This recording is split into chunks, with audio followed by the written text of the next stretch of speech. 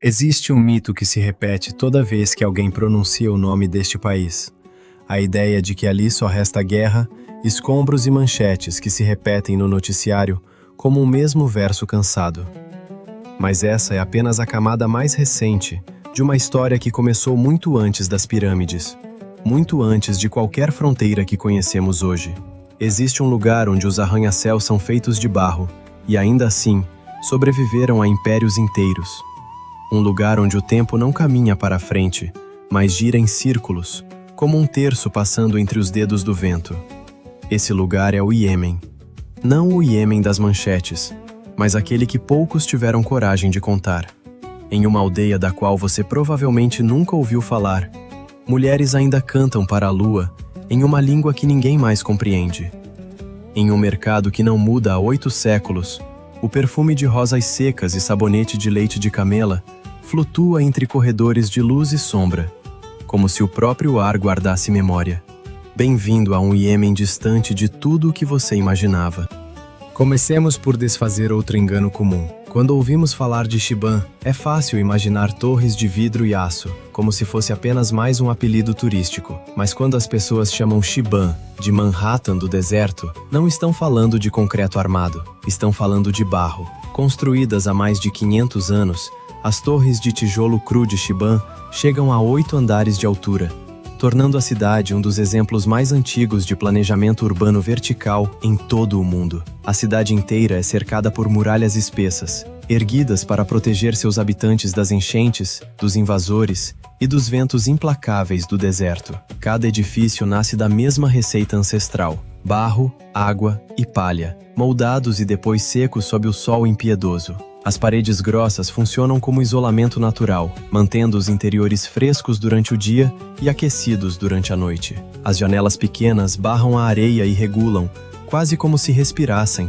a temperatura e a luz que entram. Esse design tão engenhoso quanto sustentável foi o que permitiu que a cidade atravessasse séculos praticamente intacta. Situada sobre a antiga Rota do Incenso, Shiban já foi um florescente centro comercial, por onde passavam caravanas carregadas de olíbano, mirra e especiarias vindas de terras distantes. Mesmo isolada no meio do deserto, sua posição estratégica garantiu prosperidade por gerações. Hoje, Shiban permanece como um museu a céu aberto, testemunha silenciosa da engenhosidade de seus construtores. Suas ruelas estreitas serpenteiam entre fileiras compactas de torres, e muitas dessas casas passam de geração em geração, mantidas pelos mesmos métodos tradicionais de sempre.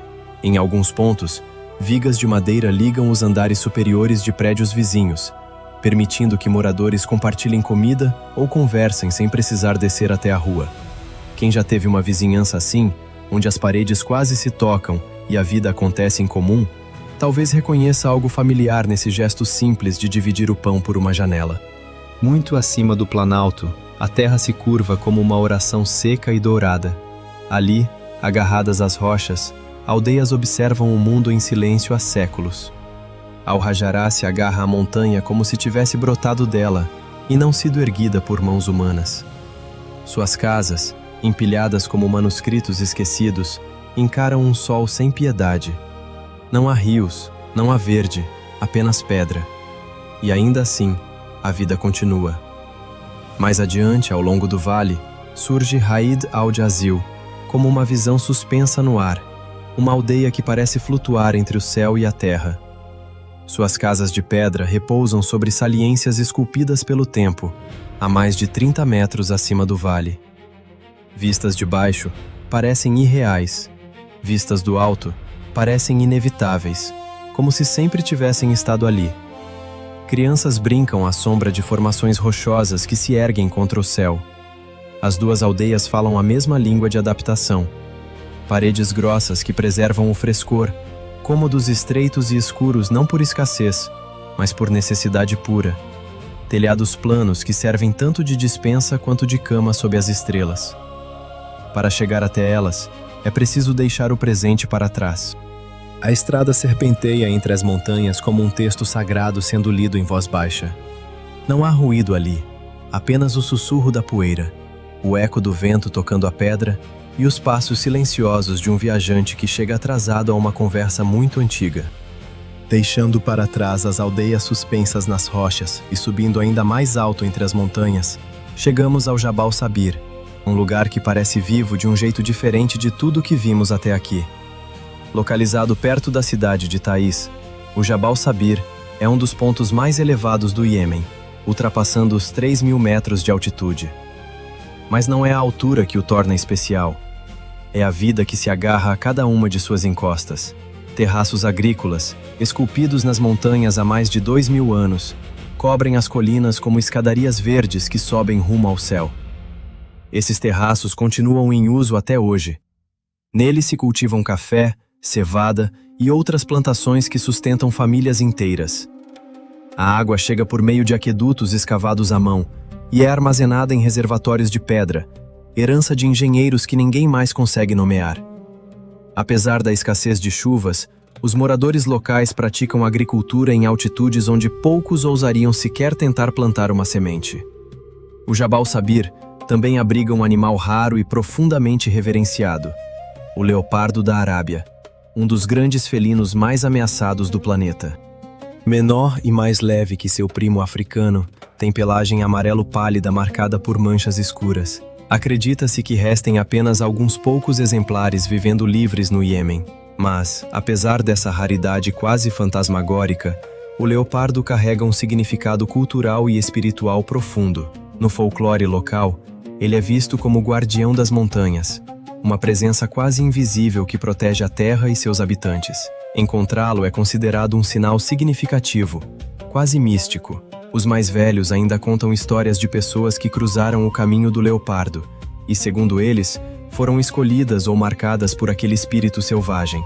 Os esforços de conservação são mínimos, atropelados pelo conflito que assola o país, mas o respeito que os moradores locais nutrem por esse animal talvez seja uma das últimas esperanças de que ele sobreviva. Em um país onde os conflitos parecem tão frequentes nas notícias, o Jabal Sabir existe silenciosamente como um mundo à parte, onde história, natureza e espírito se encontram sem pressa.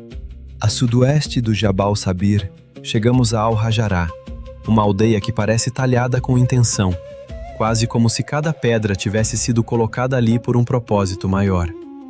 Construída diretamente sobre um penhasco nas montanhas de Harás, Al-Hajará é, ao mesmo tempo, fortaleza e lar. Seus edifícios são erguidos inteiramente em pedra local, dispostos de modo a acompanhar o contorno natural da encosta. As construções sobem em camadas verticais, e cada andar cumpre uma função própria. No térreo, normalmente fica o gado, cujo calor aquece a casa inteira. No andar intermediário, guardam-se grãos, ferramentas e alimentos conservados. E no andar mais alto, aberto à luz e ao vento, é onde as famílias vivem e se reúnem. Esse arranjo permite aproveitar ao máximo o espaço disponível e a isolação natural, regulando a temperatura ao longo de todo o ano. As ruelas estreitas de Al-Hajará serpenteiam pela aldeia como um labirinto. Escadas conectam as casas entre si, e os telhados funcionam simultaneamente como pátios e pontos de encontro. Vista de longe, a aldeia parece brotar diretamente da rocha. As casas se fundem tão bem à paisagem que é quase impossível distinguir o que foi feito por mãos humanas do que sempre esteve ali, moldado pela própria natureza. Os moradores cultivam com orgulho suas tradições, suas casas de pedra e as montanhas que há gerações os protegem do mundo lá fora. A leste de Al-Hajará encontra-se Taiz, uma das cidades mais importantes e populosas do Iêmen. Sobre a cidade, ergue-se a cidadela de Al-Kahira, uma fortaleza imponente situada no alto de uma colina rochosa. Construída há muitos séculos, a cidadela já foi o centro administrativo e militar do sul do Iêmen. Suas muralhas espessas de pedra, torres de vigia e portões arqueados contam uma história de força e resistência que atravessou gerações. A posição da cidadela não é acidental. De sua altura, é possível avistar toda a cidade abaixo, o que antigamente ajudava os governantes a se protegerem de invasões. Em seu interior, já existiram depósitos de armas, câmaras de suprimentos e aposentos para guardas e comandantes. Com o passar do tempo, ela também se tornou palco de governo e de cerimônias oficiais. A própria Taiz é uma cidade de camadas. quase como se cada época tivesse deixado sua marca sobre a anterior, sem apagá-la completamente. Suas ruas serpenteiam pelas colinas, repletas de mercados, mesquitas e escolas. Os habitantes locais são conhecidos por sua dedicação à educação e por seu envolvimento cívico, e a cidade foi, por muito tempo, um centro de vida intelectual e política no Iêmen. Visitar Al-Kahira oferece uma perspectiva diferente de tudo isso. Caminhando pela fortaleza, sente-se o peso da história sob os próprios pés, na pedra desgastada por tantos passos que vieram antes do seu. Do topo, a vista se abre sobre telhados que se espalham por todo o vale, emoldurados por montanhas que marcam o horizonte. A cidadela não é apenas uma relíquia, é parte viva da identidade da cidade, algo que os moradores de Tais carregam com orgulho silencioso, quase como uma herança de família que ninguém precisa explicar aos de fora. Longe do caos do mundo moderno, escondida no silêncio do deserto, encontra-se a cidade de Marib, que já foi a gloriosa capital do antigo reino de Sabá. Essa cidade, com quase 3.000 anos de existência, está intimamente ligada à lendária rainha de Sabá. Segundo textos antigos e tradições orais transmitidas de boca em boca por gerações, foi ali que ela governou uma civilização próspera, conhecida por sua riqueza, sua habilidade diplomática e sua devoção ao Deus Sol. A maior conquista dessa era é a grande represa de Marib, erguida no primeiro milênio antes da nossa era. Essa construção monumental não era apenas uma barragem, era um símbolo do engenho humano diante da força implacável da natureza. Com quase 600 metros de comprimento e mais de 15 metros de altura, a represa redirecionava as chuvas das monções para uma rede de irrigação complexa, capaz de sustentar a agricultura de milhares de pessoas. Mas, com o tempo, a estrutura foi se deteriorando até finalmente ruir por completo. Essa perda marcou o declínio do reino e é mencionada até mesmo em textos islâmicos como um momento decisivo na história da Arábia. Ainda assim, o espírito do reino de Sabá permanece vivo nas ruínas de um templo, com inscrições gravadas sob o sol implacável, os mesmos pilares que um dia sustentaram algo muito maior do que pedra. Seguindo para o oeste, chegamos a um dos raros recantos verdes do Iêmen, o Jabal Bura. Em um país conhecido por suas vastas paisagens áridas, o Jabal Bura se destaca como um maciço montanhoso densamente florestado, onde sobrevive um ecossistema tão frágil quanto pulsante de vida. Diferente de outras regiões, aqui chove um pouco mais, criando um clima úmido que permite o crescimento de árvores altas, samambaias e rochas cobertas de musgo, um contraste quase onírico com o restante do país. O que torna o Jabal Bura particularmente notável é a presença do babuíno amadríade, uma espécie profundamente entrelaçada à identidade ecológica e cultural da região. Esses babuínos são facilmente reconhecíveis por sua pelagem cinza prateada densa e por seus olhos afiados e atentos. Os machos costumam ser maiores e dominantes, liderando grupos coesos e estruturados. Seu comportamento social é complexo, envolvendo sinais vocais, rituais de cuidado mútuo e demonstrações de hierarquia que muitos comparam ao próprio funcionamento das sociedades humanas. Para os moradores locais, esses primatas são muito mais do que animais. São considerados os monges da montanha. Nas crenças locais, os babuínos hamadríades são vistos como guardiões espirituais da floresta, mensageiros dos deuses das montanhas. Causar-lhes qualquer mal é considerado um mau presságio. Algumas histórias chegam a contar que colheitas inteiras se perderam depois que alguém desrespeitou os babuínos. Como resultado, estabeleceu-se uma convivência pacífica entre humanos e animais. Os moradores das aldeias deixam ofertas de frutas e ervas na beira da floresta, em sinal de respeito.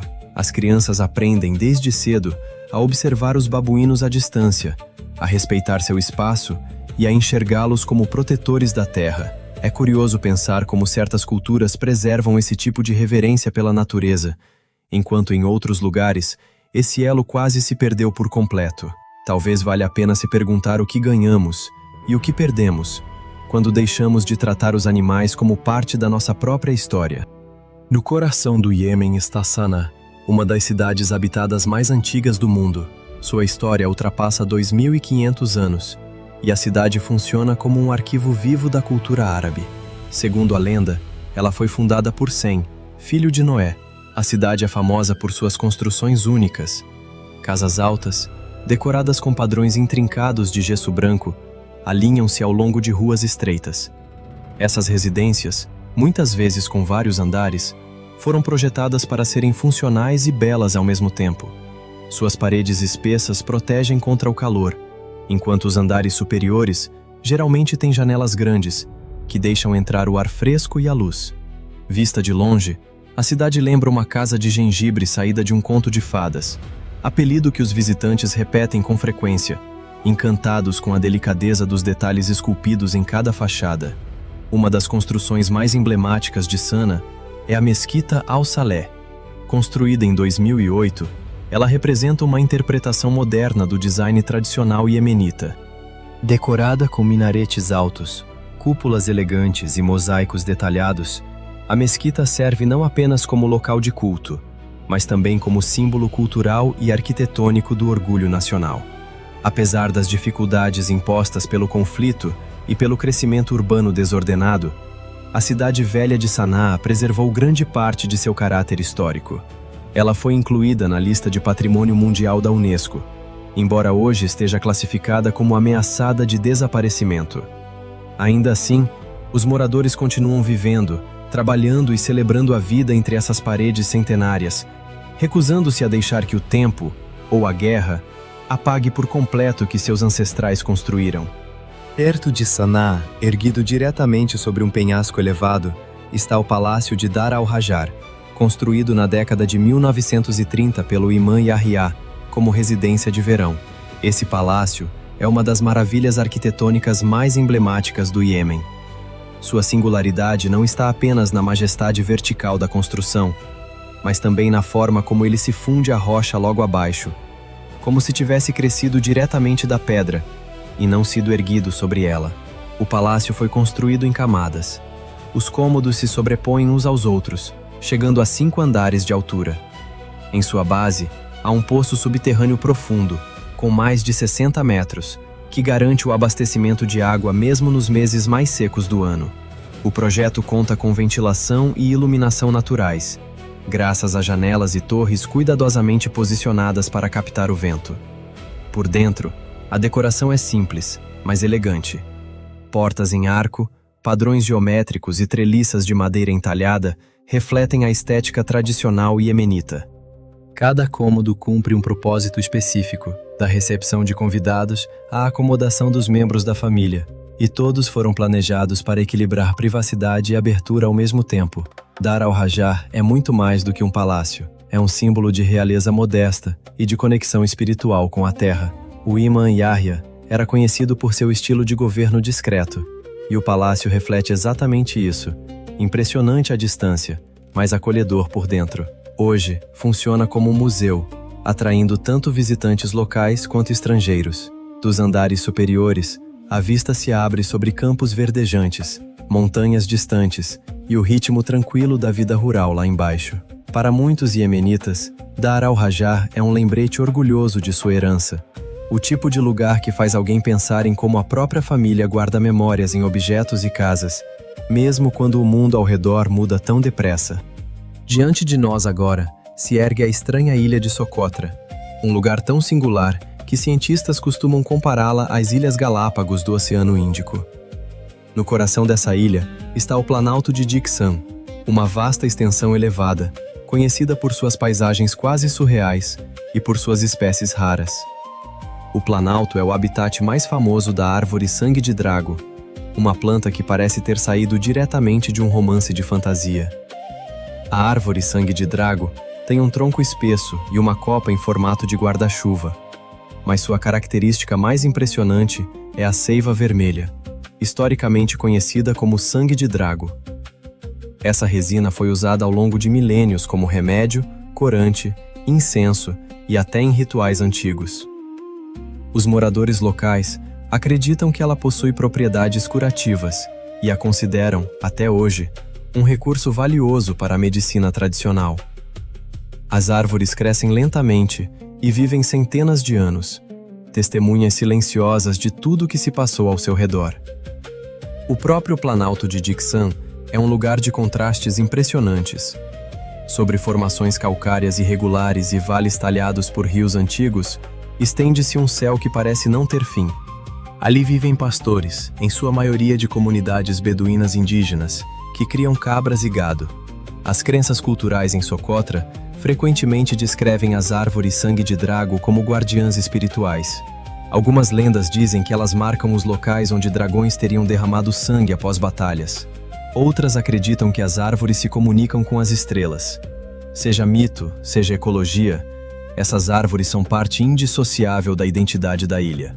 Preservá-las não é apenas salvar uma espécie, é proteger uma paisagem que sempre existiu um pouco à parte do resto do mundo. Ainda em Socotra, chegamos ao ponto mais imponente da ilha, as Montanhas Ragir. Essas montanhas não são apenas uma maravilha geológica, mas também a fonte de vida para os ecossistemas da ilha inteira. As Montanhas Ragir são a origem de muitas das nascentes de água doce e rios de Socotra. Durante a estação chuvosa, as nuvens envolvem os picos, alimentando aquíferos subterrâneos que abastecem plantas, animais e aldeias mais abaixo. Cachoeiras como a de Dirhur descem por rochas cobertas de musgo, formando oásis verdejantes em meio a uma terra tão seca. Para os moradores de Socotra, as Montanhas Ragir são muito mais do que paisagem. Elas são sagradas. Muitos acreditam que espíritos habitam essas montanhas, protegendo a ilha inteira.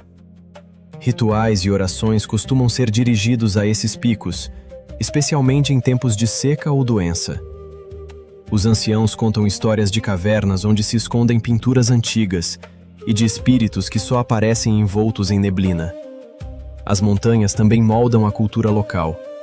Muitos dos assentamentos mais antigos da ilha ficam na base delas, e o ritmo da vida cotidiana segue o humor das montanhas.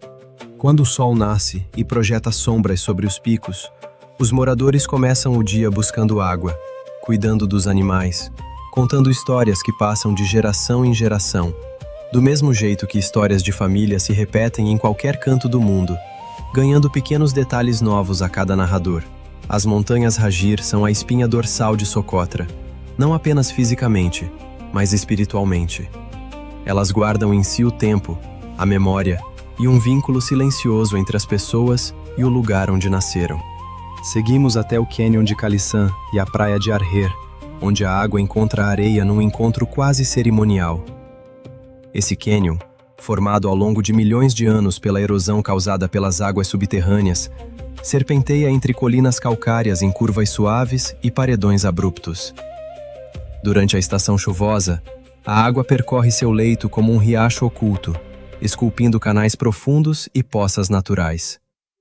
As rochas ao longo do cânion são pontilhadas por pequenas cavernas e tingidas em tons de bege, ferrugem e cinza. A vegetação se agarra às bordas e pássaros fazem seus ninhos nas fendas da pedra. Caminhar por esse cânion é como atravessar um corredor secreto entre a terra e o céu. A luz entra em feixes estreitos e o som se torna abafado pelas paredes de rocha ao redor. Logo depois de Caliçã, encontra-se a praia de Arher, onde uma nascente de água doce deságua diretamente no oceano. Esse encontro cria uma rara zona salobra, onde diferentes espécies de peixes e plantas conseguem coexistir. A praia em si é emoldurada por dunas de um branco vibrante e águas turquesa, o que a torna um dos lugares preferidos dos moradores locais para descanso e pesca. Arher é também um dos últimos redutos de nidificação das tartarugas marinhas verdes em Socotra. De junho a setembro, essas tartarugas retornam à mesma praia onde nasceram para depositar seus ovos, repetindo um ciclo que se perpetua há incontáveis gerações. Embora Caliçã e Arher não tenham templos nem monumentos, ambos falam da própria serenidade da natureza. Há algo quase sagrado no jeito como a água lava as pedras, e como as tartarugas sempre encontram o caminho de volta para casa, não importa quão longe tenham ido. Nossa jornada pelo Iêmen se aproxima do fim, e chegamos a um dos lugares mais alegres e tranquilos de toda essa travessia, a praia de Shuabi. Essa praia isolada, situada no litoral de Socotra, é conhecida não só por sua beleza, mas por um espetáculo diário que se repete em suas águas. Toda manhã, quando o sol desponta no horizonte, cardumes de golfinhos rotadores surgem próximos à costa. Eles saltam, giram e brincam nas águas rasas, exibindo acrobacias que renderam a esse lugar o apelido de Dança dos Golfinhos. Para os moradores locais, isso não é apenas um fenômeno natural, é um sinal, um bom presságio. Muitos acreditam que ele anuncia um dia de sorte, e os pescadores costumam interpretar a chegada dos golfinhos como indício de que o mar estará calmo. A própria praia é feita de areia branca e macia. A água é tão transparente que se pode enxergar o fundo do mar, sem qualquer sinal de construção ao redor. Os recifes de coral próximos abrigam uma grande variedade de vida marinha, incluindo peixes-papagaio, garoupas e ouriços do mar. Diferente de tantas outras partes do Iêmen, a praia de Shuaib permaneceu relativamente intocada pelo turismo. Não há grandes resorts ali, nem multidões, nem barulho algum. Apenas o ritmo das ondas e os saltos ocasionais dos golfinhos. Shuaib não é tão dramática ou lendária quanto outras partes do Iêmen, mas talvez nem precise ser. Sua beleza está na simplicidade. Um lembrete de que, às vezes, a paz e o encantamento não vêm de mitos ou monumentos, mas das cenas mais simples que a natureza pode oferecer. O que acabamos de percorrer é apenas um outro lado do Iêmen, aquele do qual raramente se fala no resto do mundo. Ali, cada montanha, cada cidade, cada brisa carrega uma história mais antiga do que qualquer memória viva. Não é apenas uma viagem, é a chance de tocar algo mais profundo, aquela beleza sobre a qual, normalmente, só ouvimos falar entre uma notícia de guerra e outra. Fica difícil não se perguntar quantos outros lugares no mundo escondem essa mesma distância entre o que se diz e o que realmente existe, entre a manchete e a vida que continua acontecendo por trás dela. Talvez valha a pena pensar nisso da próxima vez que um país inteiro for resumido em poucas palavras de um noticiário, porque o Iêmen não é um planeta distante, nem um cenário de outro mundo. É parte deste mesmo mundo que habitamos, e talvez mereça ser lembrado por muito mais do que aquilo que costumamos ouvir sobre ele.